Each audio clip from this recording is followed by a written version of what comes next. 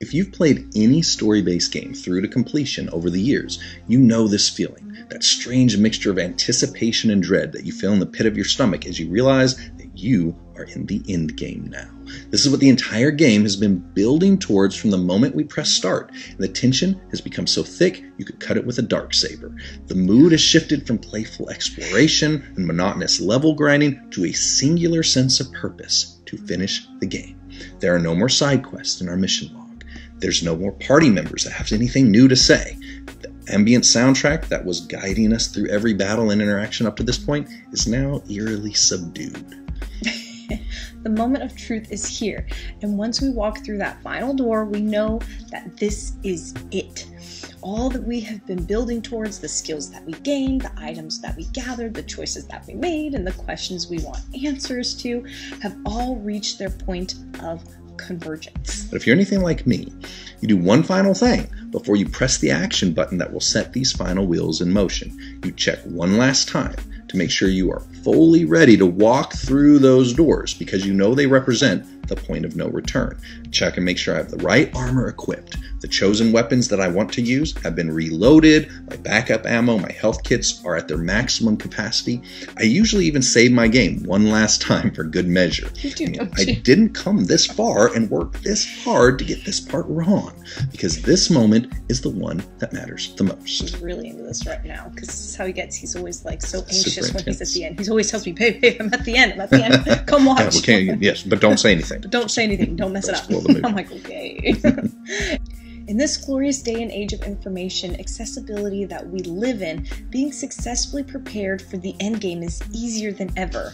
A simple internet search can provide us with everything from recommendations on our best items to equip for our finals battles, to full video walkthroughs that demonstrate winning tactics that we simply need to mimic in order to ensure success. As a matter of fact, we can remove all the mystery from the endgame experience before we've even started the game if we desire. But who's going to do that? Apparently somebody. There's no shortage of spoiler content generated by other players just like us that will show us every possible outcome based on the different choices that we made in our respective playthroughs. So making ourselves ready for the end game has never been more user-friendly, allowing us the luxury to either start our game with knowledge of the ending already in hand, or we can look for answers in the middle of the game, or we can simply stop at the final save point and take a sneak peek ahead before we cross the event horizon of our game and head into the grand finale. Now, sure, it takes some of the surprise out of the adventure when we already know what's coming next, and I personally know many gamers who truly want a spoiler-free experience like him, so they can experience the ending without any external input. But what if we only had one try at the final boss fight? What if our lack of preparation for the ending made the game impossible to complete successfully? And this frustration could have been avoided by making one critical decision far earlier in the game that would have completely altered the outcome. I think we would all feel much differently about having an unspoiled view of the endgame if we knew that the game would only let us try our hand at the last level one time. And we would have to live with that unchangeable result with finality. No extra lives, no continues, no save points to restore. Just a closing cinematic that can never be altered once it's been unlocked and viewed. That would be an interesting game to create. I almost kind of want someone to make something like that. But wouldn't it be interesting? Like, it's done, you don't even get to replay it, it's locked forever for you. And then when you die, it's over. Yeah, the game's over. However you ended it. We would probably, at that point, want to be 100% certain of our preparation and strategy for such an event. And in our real-world lives, we all have this option if we're willing to take advantage of it. A decision that the Apostle Peter eloquently described as making our calling and election sure. Here's a personal challenge I have struggled with on many occasions. How can I know that I am fully prepared for life's endgame? I mean, even as someone who has believed in Christ from a young age, I have struggled with this question on and off for years. Throughout my life, I have failed the Lord more times than I can count.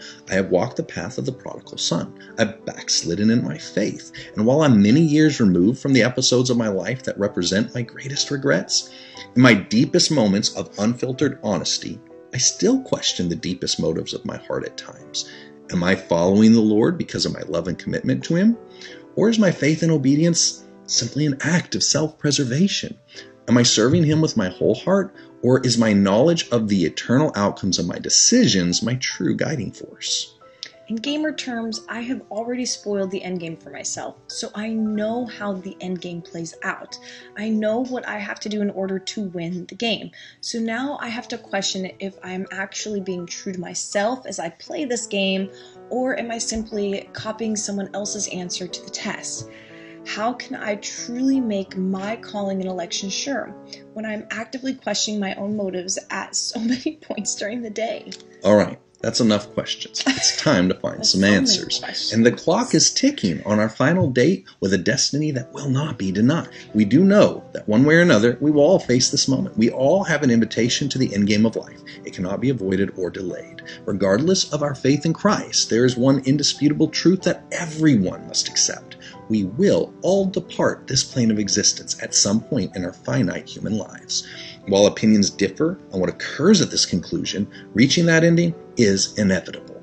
That Thanos snap is coming for all of us. And while believers in Christ know that death has lost its sting, just like a gauntlet that's missing the Infinity Stones, those fingers being snapped still means the endgame is truly upon us. It is time to proceed with our final selections to the checkout counter because the store is closing. All we control is the decision now on how we choose to prepare for that. Here's the truth about our end game in life that has brought me peace even as I still engage in my daily battles with my own sinful nature. As usual, the secret is right there in the verse. My goal is right there in verse 11. I want an entrance into His eternal kingdom. Now, how do I accomplish that outcome? It looks like there's two things to do. Make my calling and election sure, and do these things that were referenced in verses 5 through 8. So let's start with a phrase that I personally misunderstood for decades: to make our calling and election sure. When reading 2 Peter 1:10, looking at the original Greek, we should carefully consider what the words calling and election truly mean. So a calling is a divine call. It's something that's coming from God. When we look at election, it's talking about a choosing out, a selecting, again, a choice by God, a selection out of and to a given outcome. Now, for many years, I completely misinterpreted that verse because I thought I understood what calling and election meant. I assumed what this meant was that the Lord is the one who called me, and I'm the one who made the choice or election to follow Him. This was a mutually entered relationship, a contract. Both sides have an equal role in fulfilling. I could not have been more incorrect. The calling and the election referred to in this verse have nothing to do with me, and everything to do with the Father and His calling and selection of me. Because both of those words in that verse are referring to the Lord, not to us. And here's the proof. That word that's translated calling in this verse is only used 11 times. And in each instance, it is referring to the Lord's calling of us, never the other way around. So far, so good. What about the election word in that verse? Now, that word was used by Peter specifically for a reason. It's only found 7 times, including this particular point in the entire New Testament. And in every instance of its usage, it is referring to the Lord's choice of us, not the other way around. 7 times this word is used. 7 times it is referring to the Lord's selection of His chosen people, not of His people's choice of Him. And now, my confidence in approaching Him at the end of my days reaches a point of clarity. If I was planning to stand in front of Him based solely on my choices, my decisions, my works, and my selection of Him, I have missed the point entirely. My confidence in the endgame is not based on me choosing Him, but Him choosing me. As these scriptures and so many more successfully demonstrate, the Lord chose us first. He loved us first. And because of this, my assurance in standing before Him is based on my faith that He has called, loved, and selected me. Now, we aren't done yet. Don't stop right here and say, okay, we're good. Before we rush off with an incomplete vision of our security in Christ, we do have to complete this entire gaming analogy. As I stand before the game's final door to reveal its last secrets, there are 2 sides to this finale. I have confidence that as I cross the threshold of the endgame, I was destined for this moment. The developer of the game, they designed this game for me to win. If I need additional reassurance, I can watch online videos and read the accounts of others who have previously played the game to completion for tips.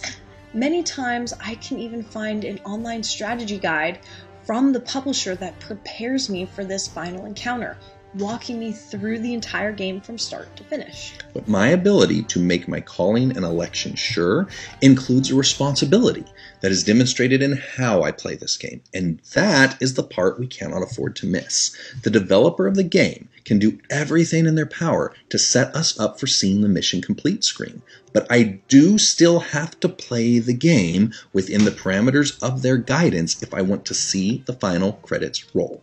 This entire concept placed together, we can now fully understand our ability to find security and confidence in standing before the Lord while still reconciling this with His expectations for His followers during our time here on earth. Our eternal security is firmly based on the Lord's calling and election of us. That is scripturally indisputable.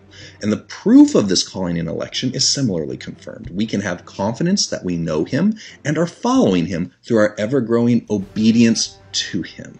How do I know that my gaming avatar was destined to see the ending of this game? Because the developer already built that victorious cinematic into the game before I ever press start. But I only get to see that ending if I choose to play the game the way the developer designed it, fulfilling a plan that was scripted before I ever even possessed the game.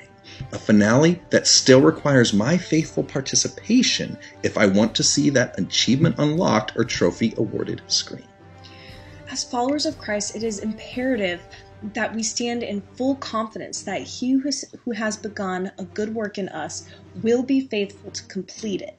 We are specifically told that we should have boldness and confidence both in this life as well as when we face our end game. Even though we've messed up, His gifts and callings are irrevocable. It is the whispering lies of our enemy that tries to convince us that we should be insecure in our faith, or that Christ's redemption of us was somehow insufficient. Let us soberly but boldly approach His throne of grace, knowing that we are coming as invited guests to this joyous in-game celebration, not because of our works or deeds, but because of His. And because He has chosen us, we can walk in confidence on our path to the end game, one step of obedience at a time.